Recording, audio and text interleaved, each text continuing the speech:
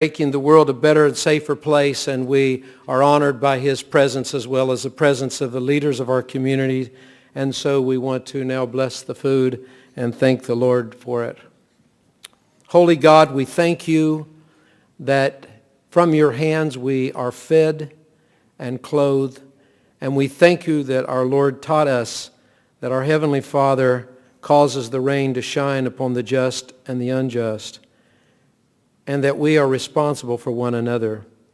And in this globalized village now that we live in, it is our responsibility, whatever our political persuasion or whatever part of the community that we represent, especially if we lead it, to responsibly engage in the needs of that global community and to do it with care and consideration.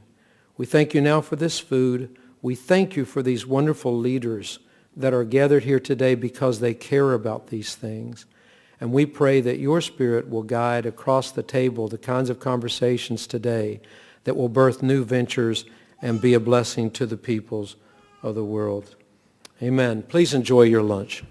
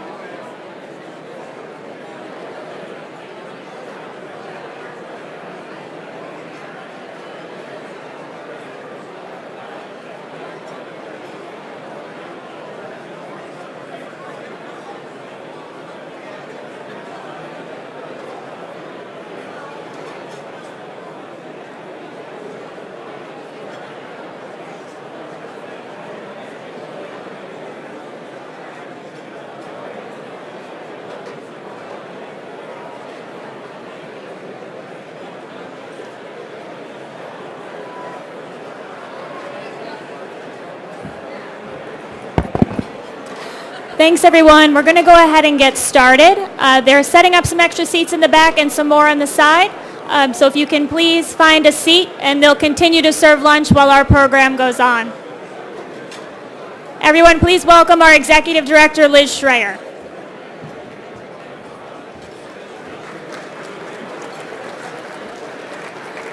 Good afternoon, everyone. One thing I've learned is Tennesseans show up. You're all fabulous. I know that there are a lot of people still without seats and lunch is being served, but I want to be respectful to both the Senator and Governor who have tight schedules today, so we want to continue the program. Good afternoon again. I'm Liz Schreier. I'm the founding executive director of this group, the U.S. Global Leadership Coalition, that is organizing today's event, and I'm absolutely thrilled to be in Nashville and be with all of you. And as I watched the news over the last week, I couldn't help but think about how timely this discussion was, as well as how fortunate we are to have the opportunity to have a conversation about America's role in the world with one of the most thoughtful foreign policy thinkers in our country today. And Senator Corker, I know I speak for everybody, that not only do we thank you for being here today, but we thank you for leading and being a voice, for making sure that America has the tools, the resources, the policies in our foreign policy to advance our national interests, and we thank you, really.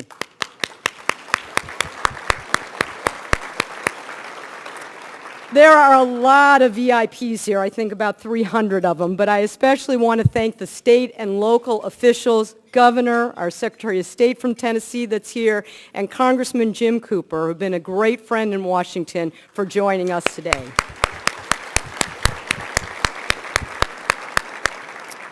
And I can't name them all, but when you look at the back of the program, you'll see a list of a fabulous group of members of the Tennessee our advisory committee, led by our new co-chairs, Senator Frist and Governor Bredesen, and we thank each and every one of you for being part of that committee. So who is the U.S. Global Leadership Coalition? We were called years ago by the Washington Post the Strange Bedfellow Coalition. And in Washington, as you know, not enough of different types of people talk with one another. And we're very proud that we have brought together over 400 businesses and nonprofits, groups from CARE to Caterpillar, from Walmart to World Vision, from American Red Cross, FedEx to APAC, and so many more. We boast an advisory council of kind of the who's who of national foreign policy and national security expertise. It is chaired by General Colin Powell. It includes every living secretary, former living Secretary of State, from Henry Kissinger to Hillary Clinton. And along our leadership is a growing voice of the military. We have over 150 3- and 4-star retired generals who have added their voice as part of our National Security Advisory Council to the importance of not the military, which they believe in very strongly, but the civilian tools of global engagement, and a group, many who are in this room, of 30,000 veterans who call themselves Veterans for Smart Power. And so what brings this strange bedfellow coalition together is our belief that America must remain engaged and be a leader in the world. Not just because it's the right thing to do, as Pastor Scott said so beautifully a few moments ago, but which is very important, but it's also the smart thing to do. That a small and strategic investment, just 1% of our budget for programs in global health, in economic development and diplomacy, are really essential for our long-term interests in terms of our economic and security. I mentioned to someone this afternoon I'm going to fly out to my alma mater to help move in my youngest son to college. And I'm thinking about my own studies of international relations and how I used to have debates about whether or not we should use more hard power or we should use more soft power. And it's a debate that I think about my son and our children that are in school today will never have because it's an outdated debate. That's not the debate. The debate is about how we use our smart power. And what we mean by smart power is the use of development and diplomacy alongside defense, the use of a range of tools to advance our security and economic interests.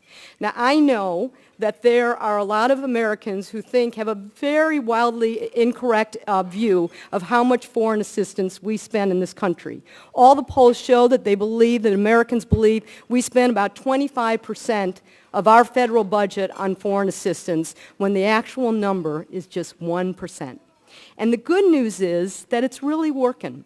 And it's really working. We need to hold it up to make sure it's accountable, transparent, results-driven, as much as any other part of the federal budget. But in your table, you'll see a little what I call the ring of success stories about various ways that the 1% is making a difference for us. Stories like in South Korea, who were a foreign aid recipient just 40 years ago, and today are the 7th largest trading partner for America. And I was in Africa just a few months ago, and I went to South Sudan and Tanzania. And of all my trips, this one, I will never forget a woman named Veronica, who you can see. Veronica is a small shareholder farmer in a very rural part of Tanzania, and she was barely able to make ends meet. She told me about when she started working with a program in the U.S. called Feed the Future, how she changed her life because it taught her how to get a more effective and efficient crop. She told me today she has a used truck that she can now buy. She sends all 11 of her grandchildren to school, and she is teaching 15 other women in her village the same kinds of wonderful programs she learned. So what we're going to talk about today is this question of what America's role is in the world. And we all know the economic situation is quite serious in this country as well as around the world. And so you ask, is it worth it? Is our investment in the world matter to us here at home? And what I look at and I'd end with is that I think the answer lies in this room, that American innovation is changing this world and understands how important the world is. I meet all over the country people, Americans in private sector and nonprofits, who are innovating smart power in a way that's making a difference overseas and here. Like Chris Bollinger, I don't know if I've seen him yet, if he's gotten here, but a president of Advocacy, which is a Nashville-based energy company who's partnering with U.S. government to help bring power and electricity to people like Veronica in Tanzania and Kenya. Remember, in those countries in Africa, 85% of them don't have access to power. Caterpillar, a huge important company here in the state, has a program called Equip Youth, where they are bringing and helping young people get into the labor community, very important in very fragile states where the economic is key to the stability.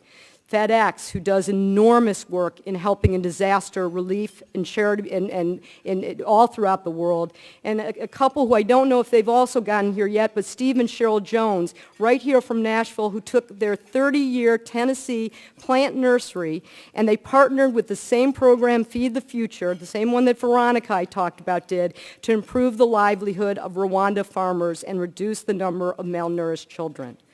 So I think Americans really get it. I think Americans understand that we can do good and we can do well, that we can help people overseas and we can create stability and we can create jobs right here at home.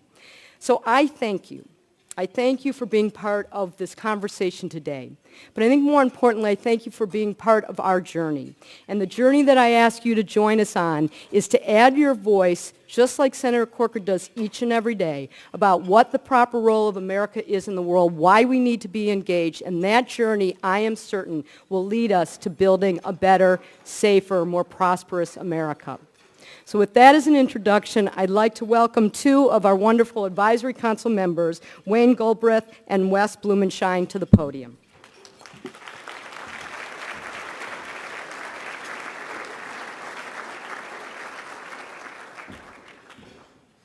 Thank you, Liz.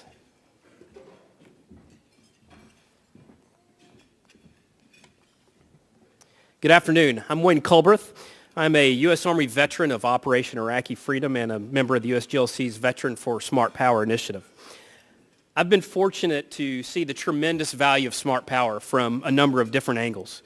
As a soldier in Iraq, working with humanitarian organizations throughout the continent of Africa, and as a businessman here in Tennessee.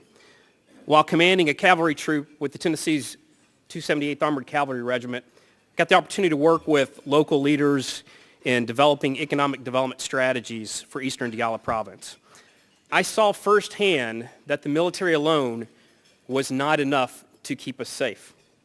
And that it was the investment in smart power, our non-military tools of development diplomacy, alongside the military, that is critical in moving from the chaos of war to the stability of peace. I returned to civilian life convinced that former Secretary of Defense Bob Gates was right when he said, development is a lot cheaper than sending soldiers. So I returned to Iraq and worked in the private sector. I went to Africa to help dig wells and build health clinics in hopes of preventing poverty and create opportunity. I am more convinced than ever that Senator Bob Corker is right. Investing in smart and effective tools of global engagement is just smart policy to protect our national security. Development and diplomatic programs fight terrorism, support allies, and create stability so that we put our military in harm's way only as a last resort. So that's why I'm proud to stand with nearly 150 retired 3-star and 4-star generals and admirals who make up USGLC's National Security Advisory Council, as well as nearly 30,000 veterans and supporters nationwide who make up the Veterans for Smart Power Initiative. And I'm not alone in this commitment. I'd like to take a moment to acknowledge the brave men and women who are here today that have kept our country safe and protect our freedom. So I'd like to ask my fellow veterans if you would stand and let us acknowledge you and salute you for your service.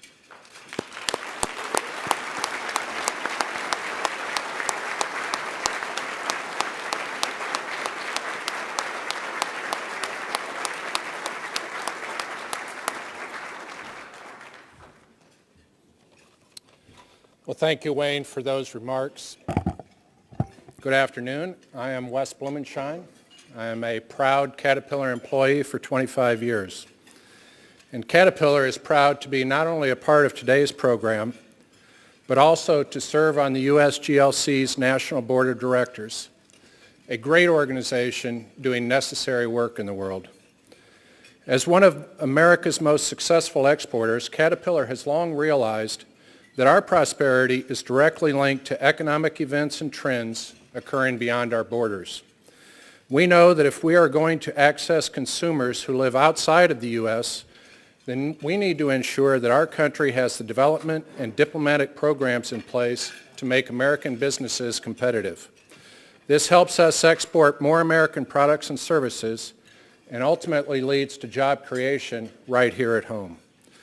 We don't need to look very far to find evidence of how global engagement impacts us right here in Tennessee. And these are some amazing statistics. Today, trade supports over 21% of the jobs in Tennessee. In 2011, Tennessee exported over $30 billion in goods and services to foreign markets.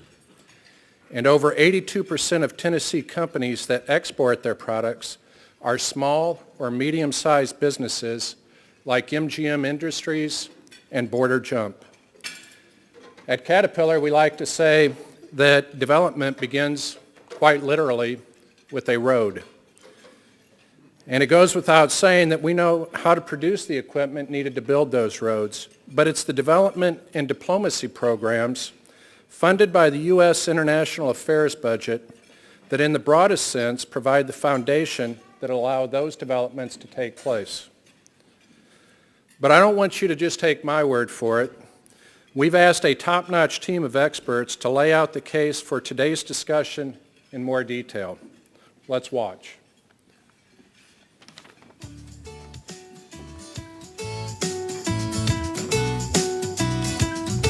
With our economy the way it is today, some people are asking why we're spending so much money overseas and not on creating jobs right here at home. Well, actually, we're not spending much money. Just 1% of our national budget goes to the international affairs budget. That's not a lot. And helping create American jobs is just what that money's doing. If you want to create jobs, you have to create more demand for products and services. You need more customers. And where are American companies finding more customers? Not here, but here. And here. And here. 95% of the world's customers live outside the U.S. 95%! When we sell goods to them, they're called exports. U.S. exports accounted for a big part of our economic growth last year. half went to developing countries. And their economies are growing 3 times faster than developed countries. And every 10% increase in exports equals a 7% increase in jobs here.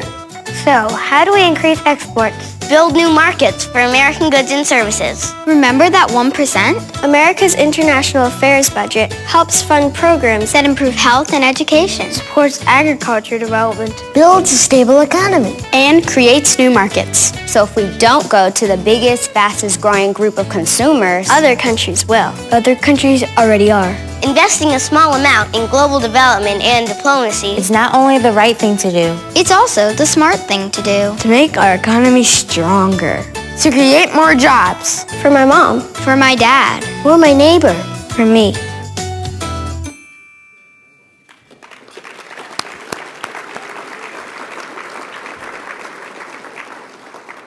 From the mouth of babes comes common sense, clear-headed thinking.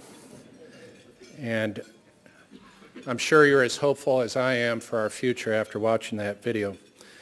It is now my distinct honor to introduce our governor, Bill Haslam. Today's conversation about America's global leadership and its impact on Tennessee is one that could not take place without the governor of our great state. Governor Haslam has dedicated much of his prestigious career and tenure as governor to jobs and economic development. He understands that 95% of the world's consumers live outside the United States. And for our economy to grow, we need to invest in opening new markets for our goods and services. Attending his first trade mission to Japan last year, Governor Haslam underscored the importance that Japanese companies have within our state economy. The 133 Japanese companies operating in Tennessee account for $14 billion in capital investment and employ over 33,000 people. This past February, Governor Haslam and the Economic Community Development Commissioner announced an international strategy focused on increasing the exports of Tennessee goods to key markets around the globe. Our governor fully understands that smart power and our engagement in the world is vital to building a better, safer world and a more prosperous America and Tennessee. Governor, we are honored to have you join us this afternoon to introduce our keynote speaker. Please join me in welcoming Governor Bill Haslam.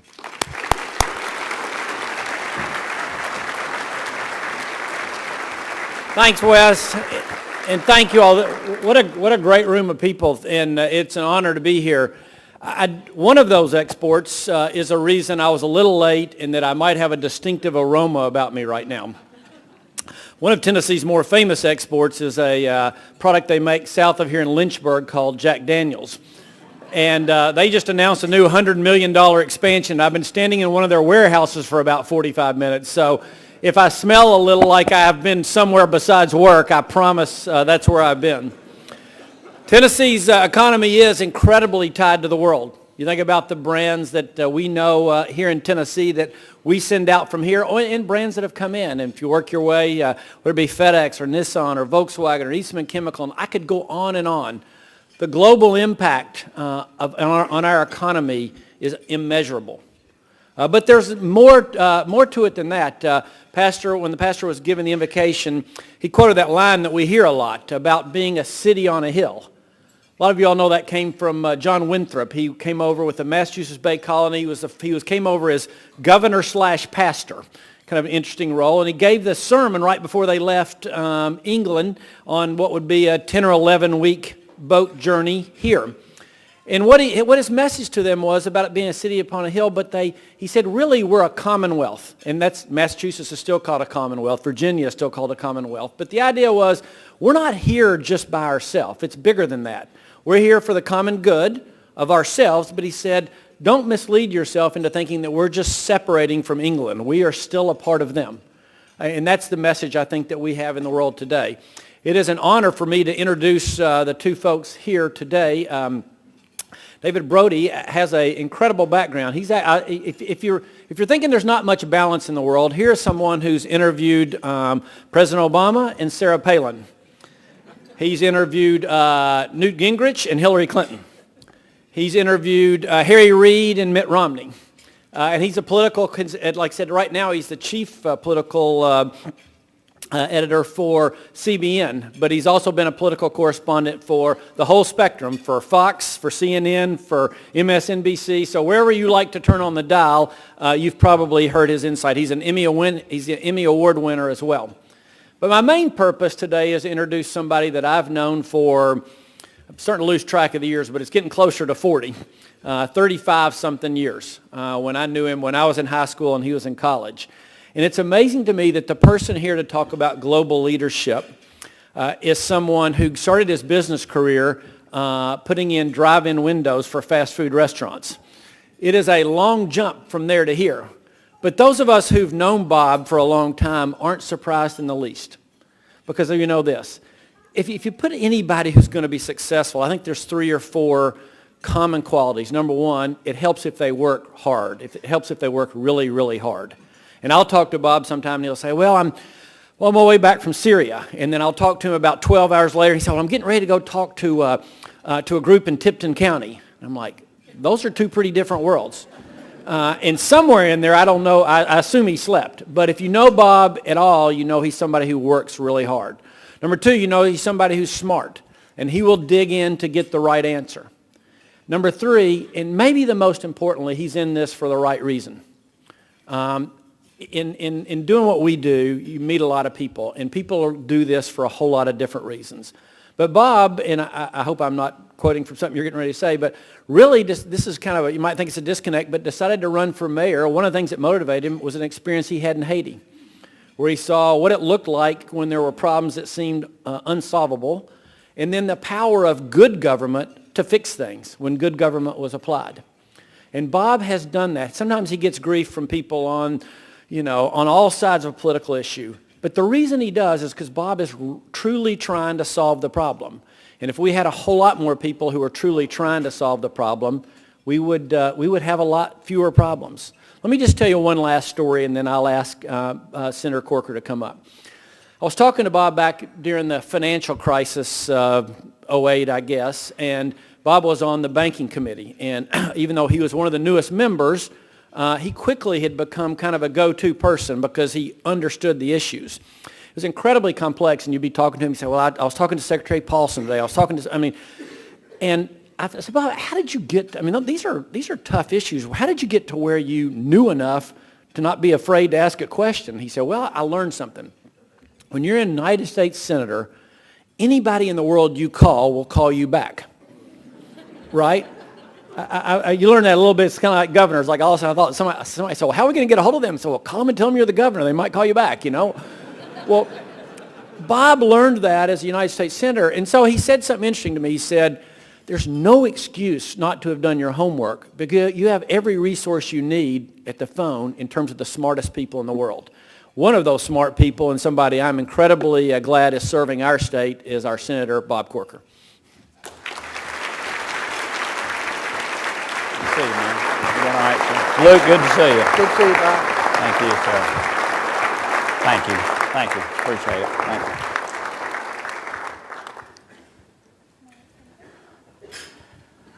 Senator, before you start, we have a little something we want to give you. On behalf of the U.S. Global Leadership Coalition and supporters across the state of Tennessee, it is our honor to present you with this globe in recognition for your outspoken and effective leadership to date, and we know to come.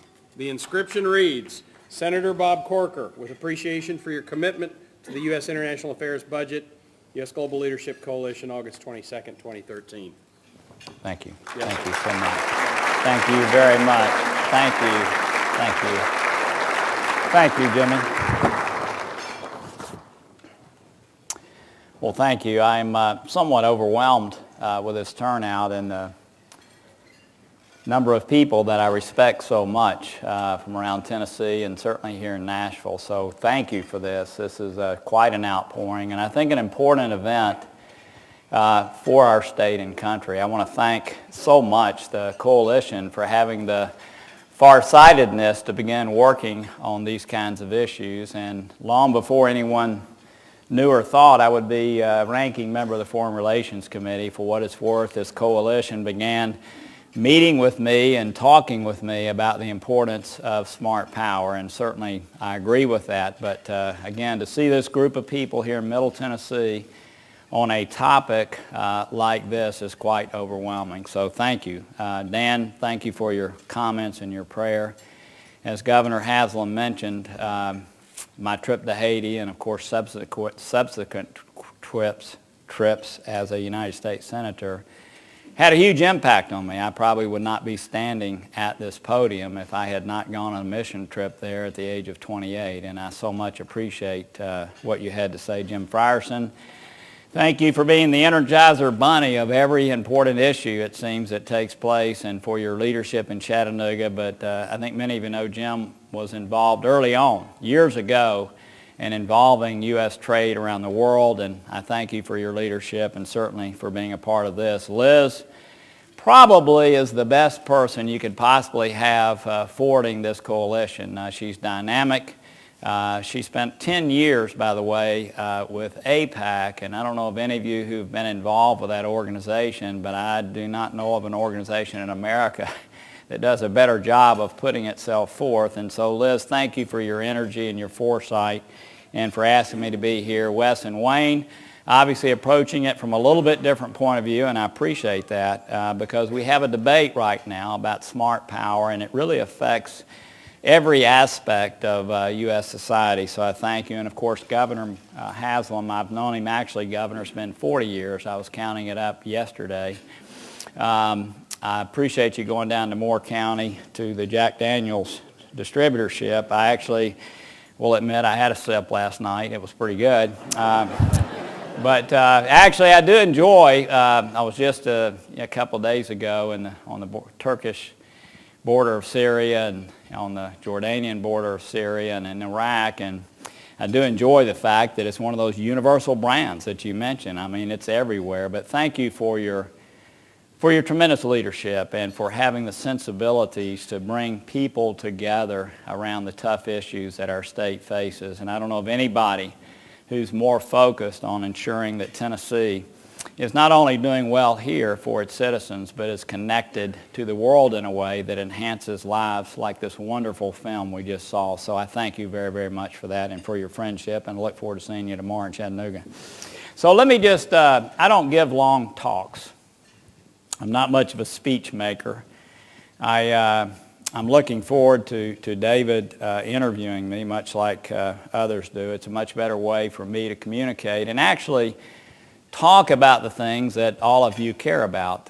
If I go off on a long speech today, we don't have time for Q&A. Obviously, it's likely that I will not talk about the things you want to hear. But let me just give a couple of comments. We do have a debate in America right now, and it's a debate that I'm afraid has a lot of demagoguing taking place and not the kind of factual presentations that I know will take place today and have taken place by earlier speakers.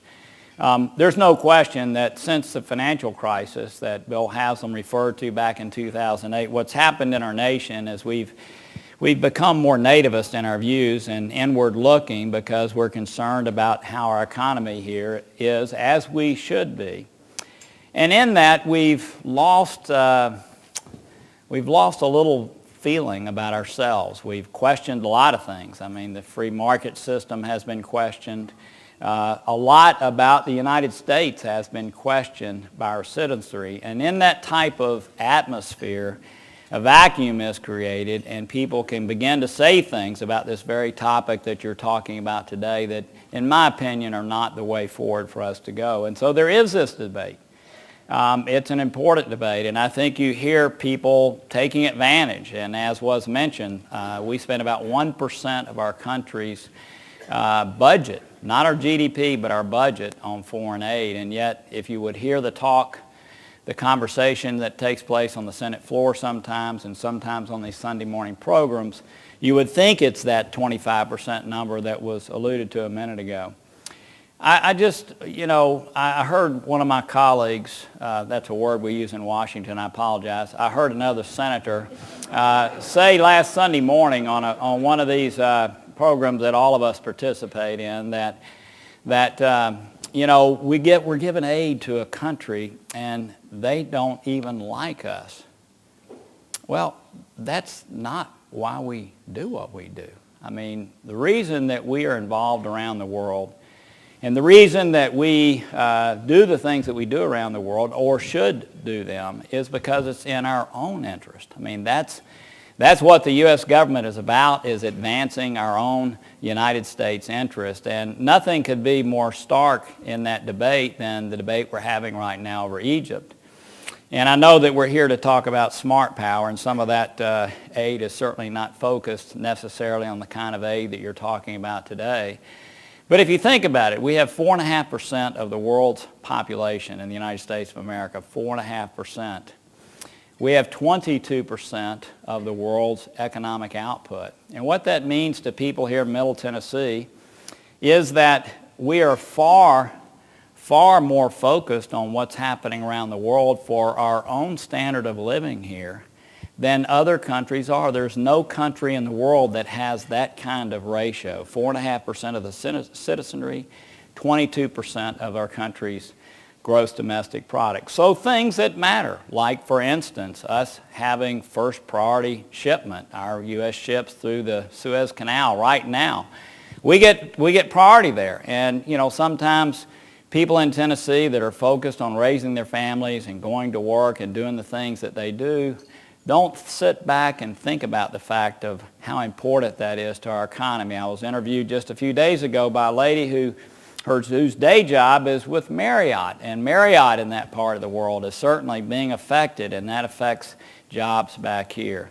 But also our security. I mean, the fact that people can get up here on Sunday morning, Dan, and feel relative security going to work, or going to church that morning, having jihadists in the northeastern part of the Sinai Desert is something that over time breeds a situation that can create insecurities here in our country. So I hope that what you will do, and I hope that what we as policymakers will do, is more clearly lay out to folks that the reason we do the things with the 1% of the budget that we have here in the United States as far as our government spending goes, the reason we do that is because it's in U.S. national interest to do that. And I think y'all have done an outstanding job today in your earlier presentations laying that out.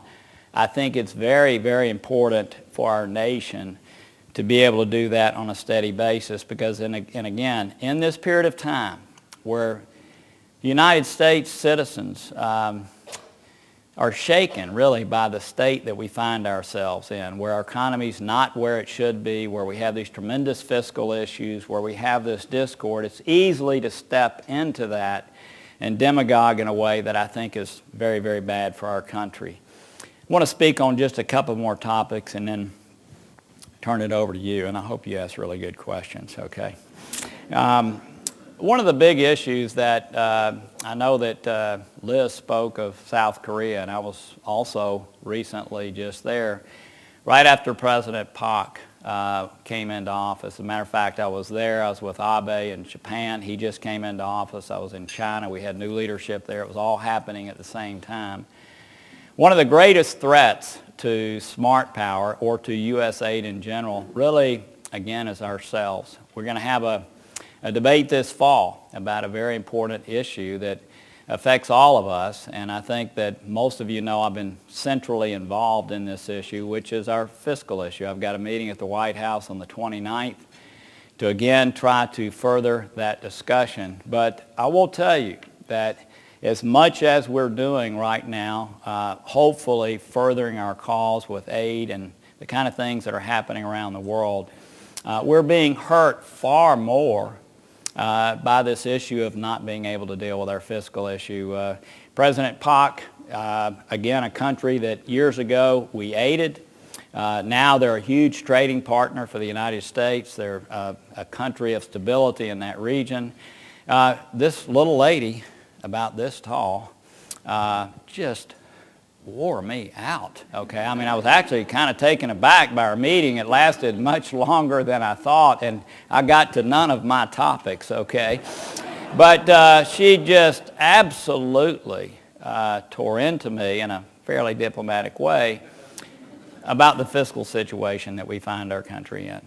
And I find this all over the world where people are questioning whether the United States of America is going to be able to honor the commitments that we have to places like South Korea, to places like Japan. And I think you see the outgrowth of that where the Japanese Prime Minister is now looking at potentially changing the constitution of the country, doing things that cause them to be far more militarily engaged, something that, as you know, after World War II, they went in a very different direction with our leadership. And so these things play themselves out in a way that certainly make our country, in my opinion, the world, much less safe. We have some opportunities, and I'll speak briefly of those and then sit down. I talked to the governor after being at a security conference in Munich earlier this year. And I have to tell you, I was pretty puffed up. I went to this meeting with McCain and Graham and Ayotte and a couple of others, and it was mostly focused, as many generals here in the room today and other military folks know, on our security arrangements with our NATO allies and others.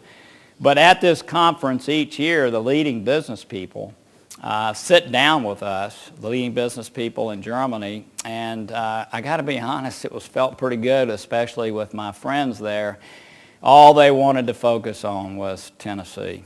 And I got to tell you, it made me, Governor, feel really, really good. And, you know, I probably was smiling a lot during that meeting. I will tell you, the thing that I learned, though, and I know the governor and I have talked a great deal about it, and the reason I say Tennessee is because people in Europe have realized that Tennessee is a great place to do business. They understand the relationship that we have developed with Volkswagen and other companies, and more German businesses want to be a part of that. But the energy breakthroughs that we have in this nation are phenomenal. And what especially is happening in the natural gas market, we know that companies from Japan and other places have found Tennessee to be a great place to invest. And they do that because of the things Governor Haslam and so many others have done. That is, we've created a great place to do business. We have wonderful people here. The work ethic is outstanding. But in addition, and so they've come and invested here for products that they want to sell to United States citizens. Because of the energy breakthroughs that are happening, and candidly because of some not good decisions that are being made in Germany and other places regarding their future energy needs, they're beginning to want to invest in this nation to ship products, believe it or not, back to Europe. And that is a tremendous sea change for us. And I know the business people who spoke here earlier before me know that. Secondly, we have tremendous opportunities right now as a country with this transatlantic trade agreement that is being discussed by the administration.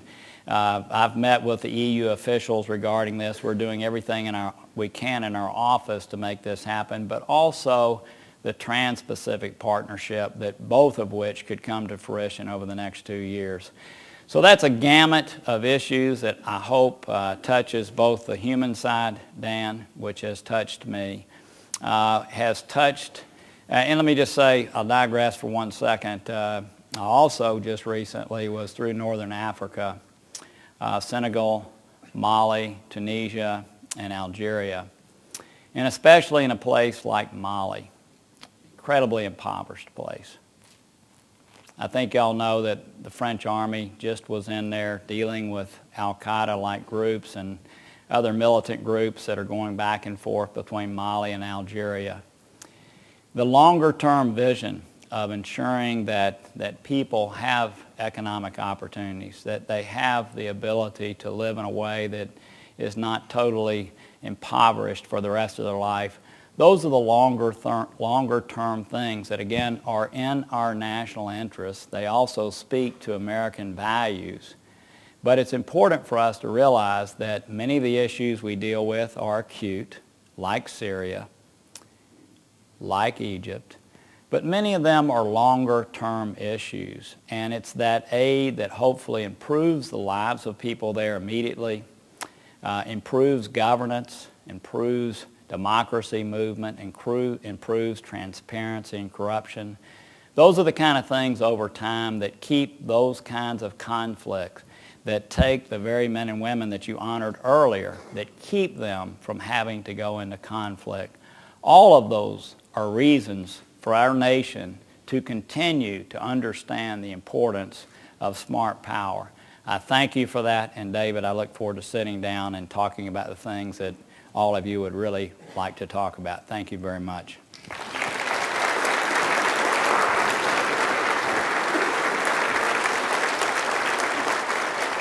Wonderful, that was great, thank you.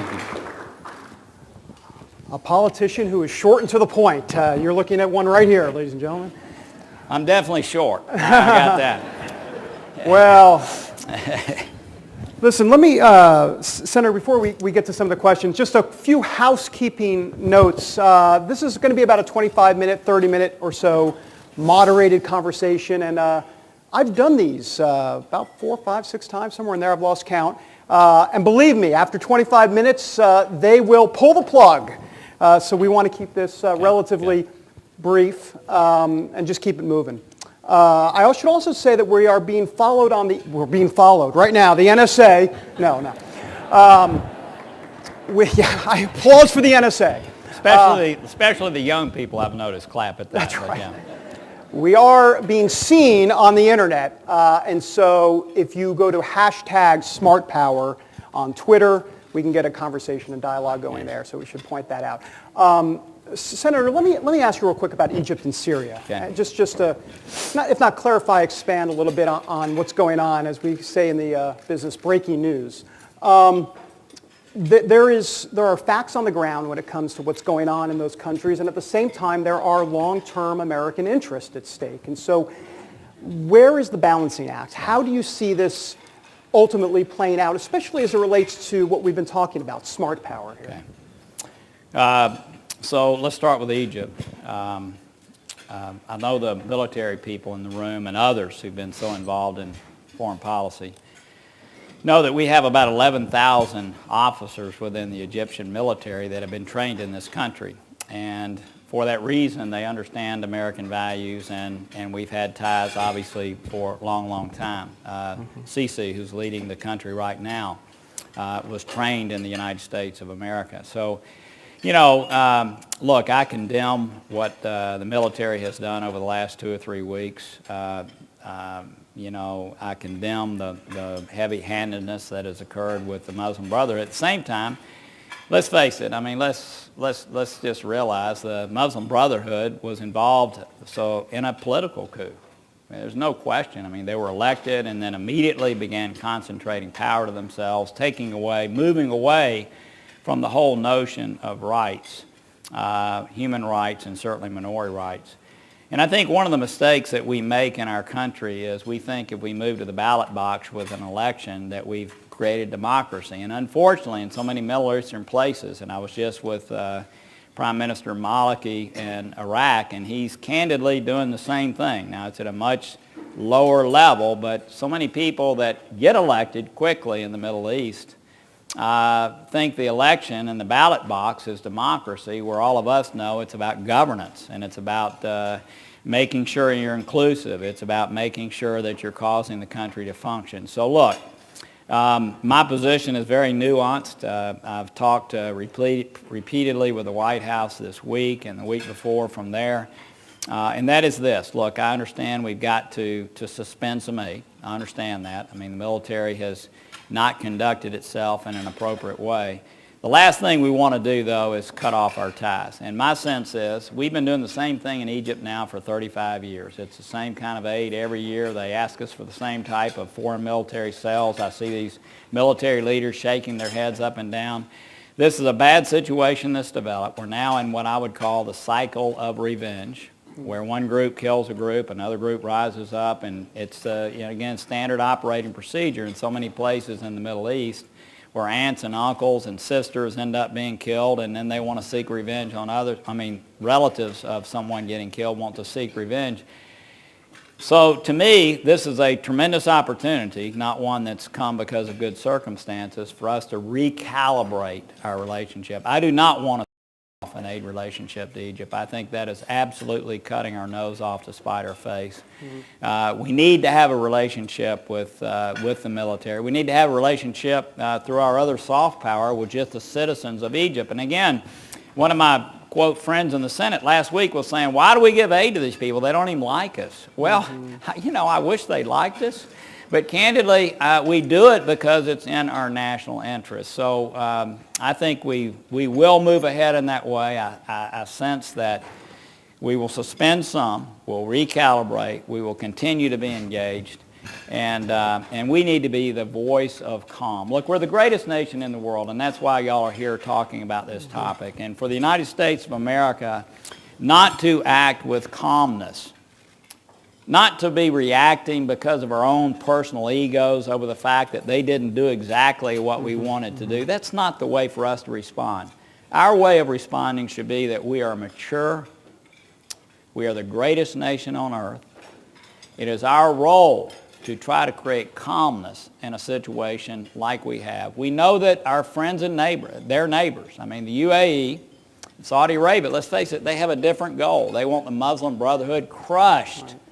You know, our aid, at least the aid we're talking about, is about $1.5 billion. They've committed $12 billion and already delivered $5 billion. And so, you know, their influence is different. And I think that sometimes we think we can just wave a wand because we're the United States of America and things are going to be different. It's not that way. But still, I promise you, everybody in the region does take note when we speak, does take note when we act. And again, it's in our nation's best interest to continue to be very, very involved in Egypt. And Syria, I've answered so long, I'll be brief. Look, I've been multiple times to the Syrian border, both on the Turkish side and Jordanian side. And I know Assad. I was with him prior to this conflict beginning. We had national interest when Assad began doing what he was doing with the citizenry there. There's no question we had some national interest. I would say the national interest that our nation has multiplied greatly since you've seen the al-Qaeda elements moving into Syria. Our goal there, in my opinion, and I sat down with General Idris in Turkey. He's not like some of the generals that are here that I saw one of them in the gentleman's room a minute ago. Not like our commanding generals. He's more of a defense minister, bureaucrat type guy. But I still believe, and I authored a bill to do this, that what we should be doing in Syria is to be training and equipping and supporting through humanitarian efforts the vetted, moderate opposition there. And I think we should be focused on the day after Assad. I'm very concerned that the aid that we have said we're going to give covertly, which I think should be given in another way, but we're doing covertly. The President's announced it. It's been on the front of the New York Times, Wall Street Journal, the Tennessee, and every other publication, and yet, quote, quote, quote, it's covert. You know, we've got to, I think, step it up. I'm very concerned at the trickling that's happening. The arms and especially the ammunition have not yet made it there. We're training in Jordan covertly, which means it's a trickle train.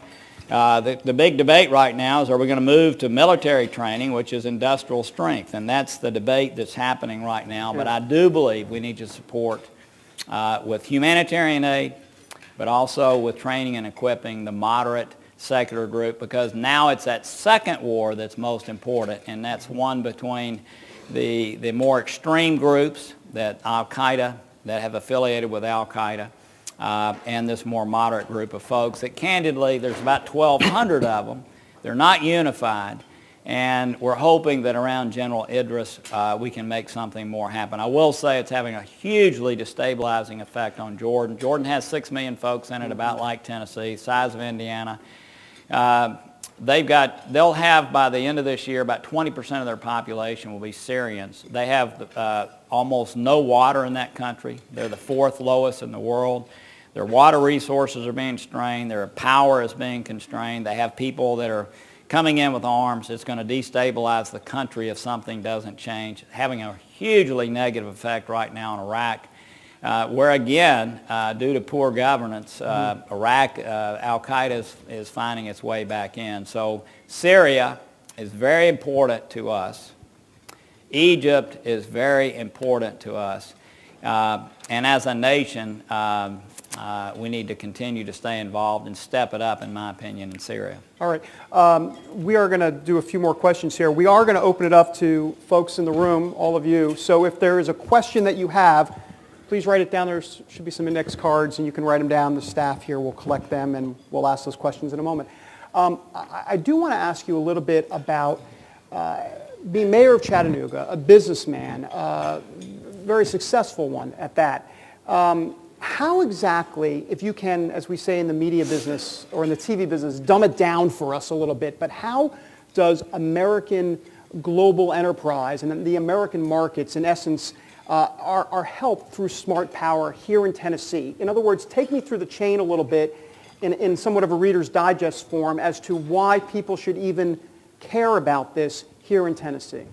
Well, I'll give you, again, just the formula that I want to repeat over and over again, because it's been, I think, our best way to talk to citizens about aid, especially when so much rhetoric is around this issue. Again, I go back to the fact that, look, we have the, I guess people measure these things in different ways. I would say we have the highest standard of living in the world, okay? And we have the best opportunity for young people who are in this room because of the way this nation is. And again, if you just go back to the basic issue of having 4.5% of the population and 22% of the world's GDP, it matters that we are involved globally. I mean, the reason that we have such a different standard of living and economic output than so many other countries is because of our involvement in globalization. I mean, look, I missed a few votes. I apologize for that. But coming back, and 2 of the 3 meetings we had with Volkswagen were around my dining room table, okay, in Chattanooga. And they came. I will tell you this. I have been touched by a lot of things. As a matter of fact, when I was mayor of a city, when you're a mayor, as Bill Purcell, my friend, knows, you're a civic leader, you're a business leader, and you're a spiritual leader. And if you go about it in the right way, and there's touching moments that occur, I think, every single week you're a mayor. As a senator, it doesn't happen quite as often. The most overwhelming incident, moment that's ever occurred to me in my public life, and I can't even talk about it now, was announcing that Volkswagen was coming to Chattanooga, Tennessee, because I knew that immediately thousands of people's lives were going to be immediately impacted. So, to have the kind of relations that we have in this country, to keep safe passage of our vessels around the world, to be able to deal with governments around the world when issues are involved. I mean, Caterpillar was up here earlier. I mean, they know for sure the impact of all of this. So again, I can take you from where we are with this formula to, again, the most moving experience that has ever happened to me ever in public life, and that is knowing that because of the efforts of our nation, and certainly the efforts at the local and state level, we had a company that was going to come to Chattanooga, and it was going to affect immediately thousands of families. Speaking of these moving experiences, you mentioned at the podium that when you were 28 and you went to Haiti, and that you said that you would not literally be part of this movement, most likely, if you didn't go to Haiti exactly. Yeah. Explain what happened there, and especially as it relates to the compassion angle when it comes to smart power and why that's so vital in all of this. Well, I went on a church mission trip when I was 28 years old, and the church that I attended needed someone who knew a little bit about construction to lead this effort, and that were me, okay? And so, I went, and I just don't, I know that so many people in this room have had these same kinds of experiences. I know members of Dan's congregation certainly have. But I think to go to a place where people are so impoverished and yet they appreciate so much with so little that they have, the little effort, Canada, let's face it, I mean, you go on these trips, you go down, you come back. I mean, who is the person that's affected? Is it the person in Haiti that you helped with maybe a minor clinic or something where you're adding on to the school, or is it you? I would suggest that most Americans who've done that, and I know we have many in the room that have, you're the person that ends up being touched by that experience. And I think I couldn't be traveling around the country or world doing missional things. I had a company that was growing at 80% a year, was by that time operating around the country. So I began looking at issues within my own community, and that led me to understand we had lots of people there without decent housing. I led a civic endeavor to help about 10,000 families there have decent housing, had to begin talking about it, and thus I'm here today. So that is it. I think from the standpoint, though, Haiti's a place that just is so, I mean, it just seems like we're never going to get there. I mean, the governance structure down there is so terrible and always has been, and it's sad. And we have so many people from Tennessee that are directly involved there. I would say on a bigger basis, let's face it, people around the world, if they have an opportunity to see that economically their life can be improved through appropriate means, if they see that there's a way forward, they're far less likely to be involved in things that it's not unlike what we find in cities all across America, in inner city populations where people have no hope and things end up occurring that are harmful to our country. So smart power is a longer term approach, okay? It's a longer term approach, and I'm using y'all's word. By the way, it's not a term I use a lot, but I'm going to use it because y'all use it. I talk about it in different ways. But it's a longer term approach to trying to alleviate some of the very same problems that we try to alleviate in our own nation, so that over time behavior is an opportunity, and certainly not to speak even of PEPFAR and all the things that our nation can be certainly hugely proud of what we have done, especially around HIV. It is unbelievable what the United States of America has done with compassion to save the lives of so many people around the world. Again, those kind of things give people hope. It's less likely with that hope that behavior that's detrimental to the world takes place. All right. There are a few questions here that I want to ask you from the audience. There's Lindsay Long, who is a U.S. Marine veteran, asked this question to you, Senator. What or who do you see as the greatest threat to the security of the United States, and what steps can we take to increase our security? Yeah. Look, it's hands down. It's a simple no-brainer. It's us. It's a no-brainer. Our inability to have the discipline and courage to deal with the fiscal issues that our nation is dealing with right now is by far the greatest threat to our nation. Nothing else compares. Nothing.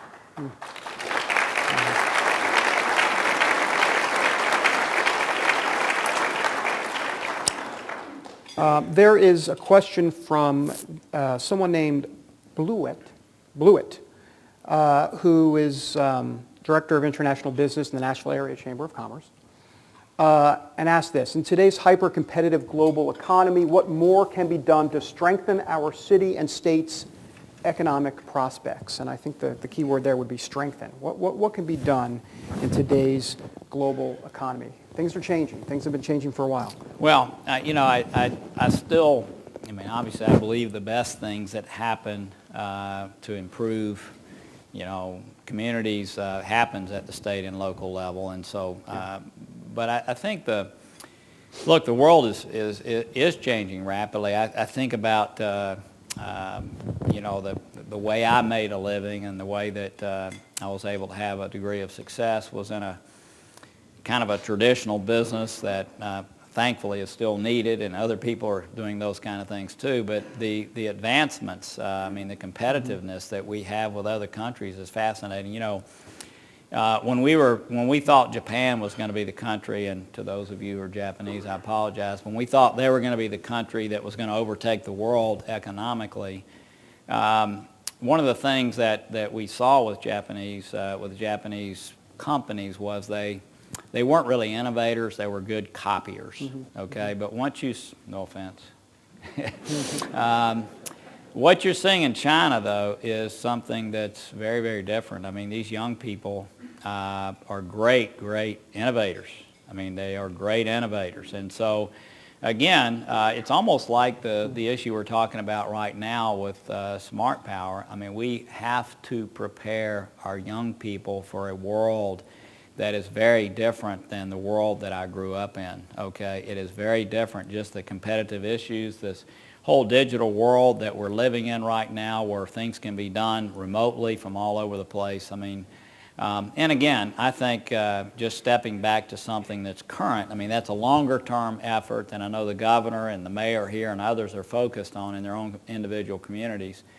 But the trade issues also, I think, are very, very important. I mean, one of the things that is important are the Western values, the U.S. values that we, I mean, let's face it, I mean, intellectual property, you know, stealing that is theft. The values that we have, the rule of law, all the things that go into ensuring that you can prosper.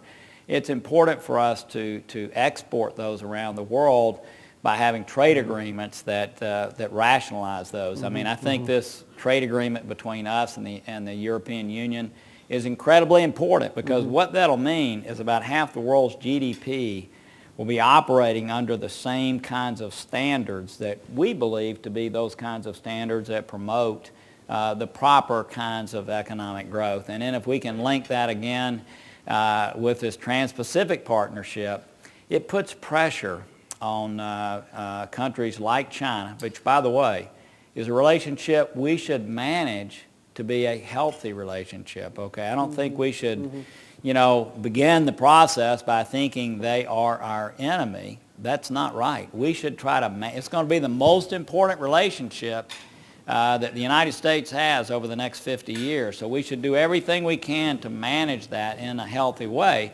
But by having this Trans-Pacific Partnership, a trade agreement between us and countries, especially in that part of the world, it puts increased pressure on China to conduct itself under those same standards and customs, which are very important to us. I'm curious what your charge to everybody in this room is. In other words, what can individuals themselves do when they leave this room in the months and years ahead? Maybe a suggestion from you as to how they can make a difference. And it makes me think of the question that we have here from Sherry Weiner, I believe, who, by the way, wants to say thank you for your service and logistical and logical approach to the issues facing our country. But she says it this way: what do you see as the greatest threat to global job growth and the role that the U.S. residents, everyday people, can play today? I don't know that I can speak to the greatest threat, that's short, long, and medium-term threats. I mean, let's face it, right now, we're still dealing with the major hangover effect from what happened back in 2008. And, you know, we still have the fiscal consolidations that need to occur. One of the great privileges I have is my involvement pretty regularly with the IMF. I mean, it's one of those institutions. Christine Lagarde was just in my office before I left, and you know, using that as a tool to make the right things happen. But look, you know, we've got fiscal consolidations that still need to occur properly in Europe. You really look at us, and I know our citizens complain about where we are fiscally, and they should, and we still haven't done the things to address the longer-term problems, which are going to be disastrous for our country if we don't. But we've also done more than any other country. When you look at where, as far as Western countries, even though it's still not enough. But there's that issue. there's going to be the continued threat of groups that the very effort that you're proposing and pushing and helping make citizens aware of will help over time. But look, I mean, extremism and the insecurities that come from that, issues, that ends up being relative to oil markets and just the price of energy. As much as we hate to say it, it's important, even though we in this hemisphere over the next 10 years could be ourselves independent, or not independent, but we within the hemisphere could have enough for our own use, still doesn't mean that if there's a disruption and oil goes to $150 or $60 a barrel, it's going to affect us again. And again, in some ways it affects us more because of the ratio, again, of population to GDP. So there are a lot of things out there, and I don't know I can speak to it. To the other point, which I thank her for, I want to say to all of you, you have no idea how, what a sense of privilege that I feel, and the fact that you've allowed me to do what I do. And you've allowed me to do it in a way that is pragmatic, hopefully, that is thoughtful, hopefully. You know, when you're a business person, you wake up every day, as most of you know, with a list of problems that you're trying to solve. I mean, that's what you do your entire life. Your whole day is spent figuring out how to solve problems. And I've been able to take that to the Senate, and somehow I've found myself in the middle of I mean, this is just a blessing. I'm not in any way bragging. I find myself in the middle of almost every big issue that's happening right now in Washington. And because of the way that you have dealt with me and supported me, and I mean just support through moral support, you allow me to conduct myself in a manner that is able to use pragmatism on a daily basis to solve these problems. So thank you for that.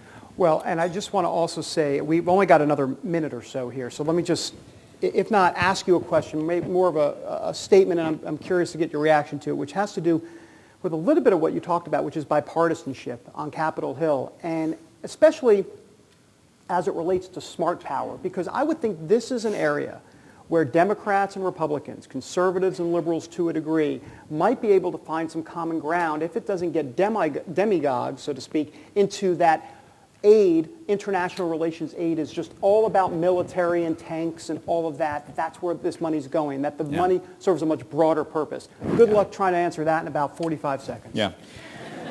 That's your biggest challenge for today. I'm glad you mentioned bipartisanship, because I looked over at this table and realized I hadn't recognized Jim Cupper. So Jim, it's good to be with you, and I'm glad you were mentioned earlier. So,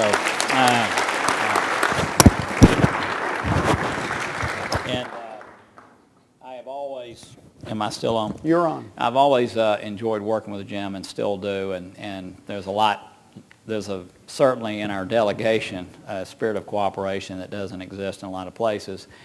Look, let me go back to the fiscal issue. We've got to solve that problem. Whenever anybody comes in to talk to me about anything, and we have mayors coming up talking about roads and buses and you name it, and I say, look, guys, and I did the same thing, by the way, when I was mayor, but the point is that until we solve this fiscal issue, everything we do in this nation is going to be under threat.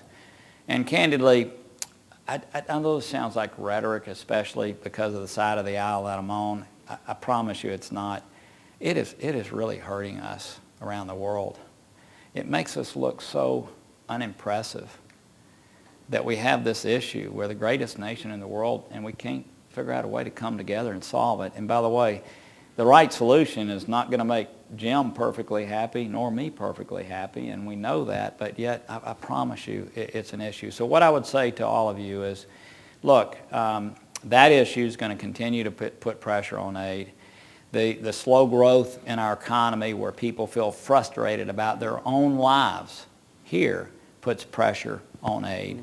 But I'm just thankful that this group of people that is so respected, Colin Powell was in my office not long ago. God, I just respect him so much. And the people, the coalition that you have put together here, my hat is off to you for putting this coalition together, made up of of people from former secretaries of state, but also respected generals and people throughout the aid world. The fact that this many people in my wonderful home state of Tennessee and here in Nashville would come out for this kind of event, I would just say to all of you, look, we're going through again a period of time where our confidence in this nation has been shaken. We're beginning to move out of it, and I just would say to all of you, Caterpillar has employees. Dan has members of his congregation. Luke has friends that he sees on a daily basis. Let's remember how important what we do with 1% of our budget is to our economic security, to our personal security, and to the security of those young people that so artfully put together this film just a minute ago. And I thank you. I went over 45 seconds, but thank you so much for this opportunity. Senator Corker, ladies and gentlemen. Thank you, sir. Senator Corker, David Brody, thank you all very much for a fascinating conversation. We all benefited from that. I am George Ingram, and as the founding president and now chair emeritus of this organization, but most importantly as a native Tennessean, it's a great pleasure for me to be able to close this program. As my colleague Liz Schreier always says, the difference between a good meeting and a great meeting is what happens afterwards. And we have a few things for you all to do afterwards so that we make this a great meeting. One, you will see on your table an action card. Please sign that and turn it in to a U.S. Global Leadership staff as you leave. Two, share with your colleagues back home and the leaders of your community what you've heard and what you've learned here today. If you're a veteran, make sure that you sign up to become a veteran for Smart Power. Visit our website. Follow us on Facebook. And over the coming months and years, join us. Join us in conference calls. We originate from Washington, in meetings with policymakers, and in other education programs that we will be carrying out across Tennessee. You have a very important congressional delegation, and you can make a difference in their work.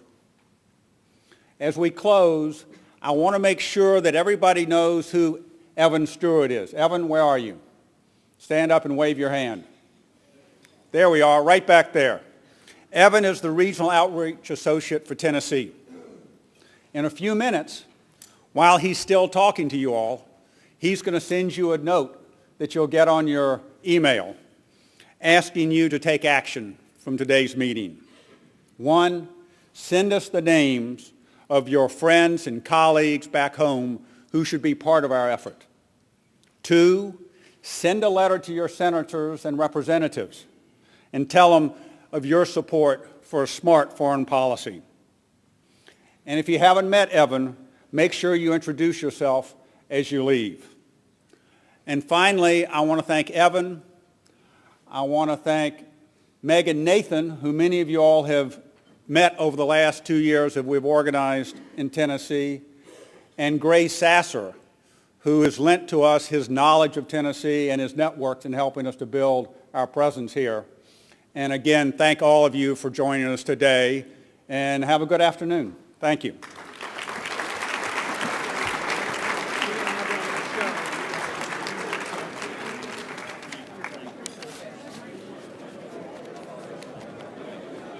George, thank you, sir.